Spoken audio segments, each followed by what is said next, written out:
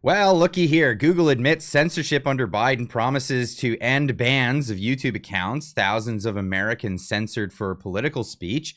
Some accounts come back, and mere hours later, they're taken right back down. Let's get into this. Ladies and gents, welcome back. You know, I'm on YouTube, and I've been dancing around the censorship for years and years, use euphemisms and different things like a lot of other creators on this platform for things that we want to say so that we don't get taken off, banished from this place. Now, we were told that this is going to change and things were going to get better, but it looks like right out of the gates, things are not getting better. And then before anyone says, I'm not a fan of Nick Fuentes. I don't like the things he has to say. They're abhorrent. A lot of things are abhorrent for me. I do like Alex Jones, though, by the way, and he may have made mistakes in the past. But that's all in the past, and we're moving forward. People are being told they're persona non grata. Now, in the famous words of Charlie Kirk, I'm not going to say them because he can say them himself. His life, his work, everything has been immortalized at this point. But this is very important. This is a very important key piece of this puzzle. When people stop talking, really bad stuff starts. When marriages stop talking, divorce happens. When civilizations stop talking, civil war ensues. When you stop having a human connection with someone you disagree with, it becomes a lot easier to want to commit violence against that group. What we as a culture have to get back to is being able to have a reasonable disagreement where violence is not an option. Where violence is not even an option. But what happens when you censor people and when you push people into the fringes of society?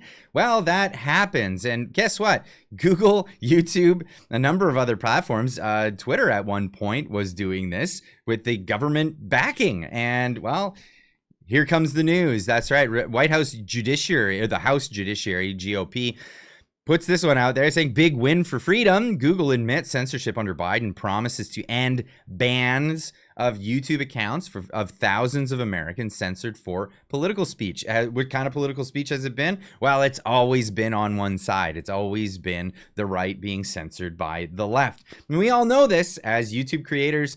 We have to dance around words. We have to say certain things, and certain videos get taken down and you don't know why, and you have to guess. They don't tell you specifically what it was in your video that got taken down.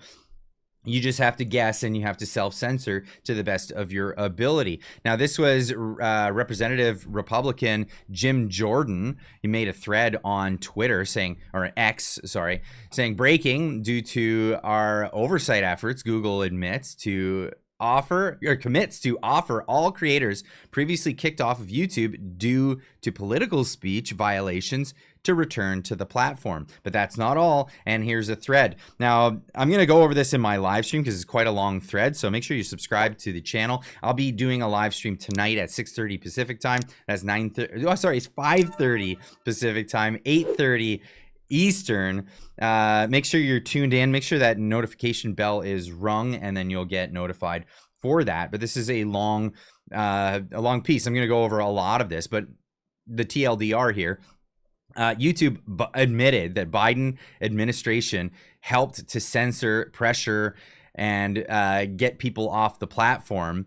Then it was unacceptable and wrong. They've admitted wrongdoing in this case, and they've committed to being better about it. They've actually committed to being better about it. So what happened? Well, Alex Jones and Nick Fuentes, they both made new channels on the platform, and only mere hours later, they were taken down. Here's the Independent saying Alex Jones and Nick Fuentes taken off YouTube hours after rejoining despite MAGA reinstatement hopes. Takedown comes hours after YouTube announced the pilot program allowing some banned creators to come back. Newly created YouTube accounts for the conspiracy theorists. I mean, it's always got to be that. Alex Jones, for all intents and purposes, has been right about many things. So how much is it conspiracy fact? I mean, if things are happening, I mean, he reported on the fact that YouTube was censoring people with the backing of the Biden administration, and we were told that that was a conspiracy theory. Now here it is. here we are with this. And far-right commentator Nick Fuentes, who I think is an actual POS, let me tell you. I mean, he's definitely not for, I don't know, interracial marriages like one that I'm actually in, and of 19 years, by the way. Thank you very much. And I don't really get along with his ideas, but that doesn't mean that I don't think that they shouldn't. I don't think that they should be not allowed. That's the thing. I think even the worst ideas need to be out there so that people can scrutinize them, or else they get put into these dark shadows and they foment, just like a lot of the stuff that we're hearing about on Discord with some of these transitioning people communities, where things are fomenting and then they turn into real violence down the road. We don't want that. So we want this stuff out in the open so we can scrutinize these individuals. They were both taken down hours after their creation, despite anticipation that the platform would begin reinstating banned accounts. The censorship war is still on, it looks like. Who's this? Brennan Morello of Jones Infowars Network said in a video on Thursday. They're trying to stop Infowars. They're trying to stop Alex Jones. Well, I mean, if you thought that wasn't the case, I think they've proven it so far. I think they've really let that be known. And now this morning, Vivek Ramaswamy has come out and said, I can't do this privately. I could have done this privately, but you've done this so publicly. I think I'm going to do this publicly now. And here he is to talk about this. This is a message for the leadership of YouTube. Frankly, I probably could have called you privately, but I think it's better to just talk about this in the open on this particular issue. My understanding is in the last 24 hours, you locked the accounts and shut down the accounts of two guys, Nick Fuentes and Alex Jones. They have big followings on the American right. I think it's better if you just unlock those accounts and let the guys be heard. And I say this not because I'm some particular fan or vice versa. At least one of them, Nick, is probably not a particularly big fan of mine. No more than Jimmy Kimmel is, by the way, for very different reasons. That's beside the point. It doesn't matter.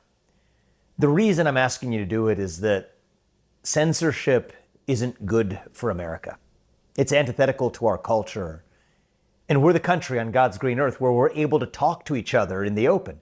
And I want to credit YouTube and Google and your parent company and so much of your competitors in Silicon Valley for creating the first instance of the free and open internet with search engines. It's a beautiful thing for democratizing speech. But I think we take a step in the wrong direction when we choke those same technologies that allow us to access open debate and open ideas. It breeds discontent. It breeds frustration. It actually breeds mistrust. If you tell people they can't speak, that's when they scream. And if you tell people they can't scream, that's when they tear things down. So I think free speech is a precondition for peace. It's a precondition for the scientific method.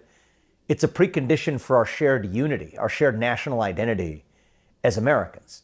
Now, I can understand why you might think that certain types of speech or certain things that are said that are hurtful to other people or that may spread misinformation or may they count as violent or dangerous threats shouldn't be allowed on your platform. I personally take a broad view of what type of speech is an expression of an opinion that's protected, but that's a separate discussion about whether somebody says a particular thing that you think doesn't belong on your platform. That's one category of speech moderation. There's a different category of saying that you may demonetize certain people. You're not going to pay them, that even if they're able to speak on your platform, it's not necessarily their right to be paid for doing so or putting advertisers next to their name. That's a separate discussion. Personally, now, I'd like to pause that just there. This is a really important point because we learned just recently that, and he's winking, we learned just recently that Destiny was demonetized on YouTube. Now, this is previously has happened to Louder with Crowder, Steven Crowder, and many other people on the platform, but they were still allowed to produce on the platform. Now this is different. This is them being banished altogether, as Vivek is pointing out in this case. Those people, they weren't shut down. They were shut down from making money on the platform. But this case is these two individuals are just not allowed on the platform whatsoever. I don't like any of those forms of speech suppression as a general matter, but at least those are discussions that reasonable minds can have. There's a whole separate third category of censorship, though, that I think is particularly harmful, which is the idea that just because of who you are, your name and who you are, you don't get to express any idea, whether it's misinformation, hateful speech, whether it's dangerous or whatever you deem it to be. Irrespective of that, you're not making that judgment. Just based on who you are, you don't get to speak. I think that breeds mistrust. I don't think that's good for our country. There's legal arguments to be had.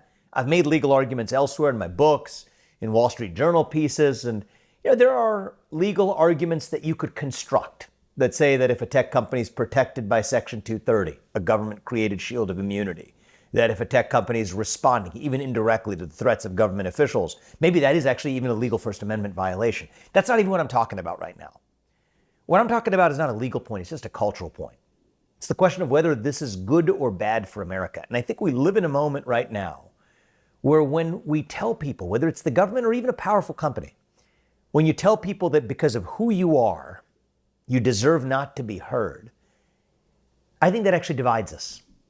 Even if it's done with the best of intentions. Absolutely. Even if it's done with the best of intentions, it's going to create more division, which is something we do not need in this moment in history. Absolutely. What we need to do is we need to come together. We need to see more dialogue, and we need to thwart the threats of violence, because that's what we're seeing a lot more of, especially on the left. And not just threats of violence, but actual acts of violence that have been perpetrated from this kind of division. So I'd love to leave this one with you guys. Of course, I'll be covering more of this in the live stream, so tune in tonight at 5:30 Pacific time, 8:30 Eastern. But we'll be talking about this censorship and the idea that how can, if you make someone a persona non grata, well, what does that mean? How do they operate? It's not.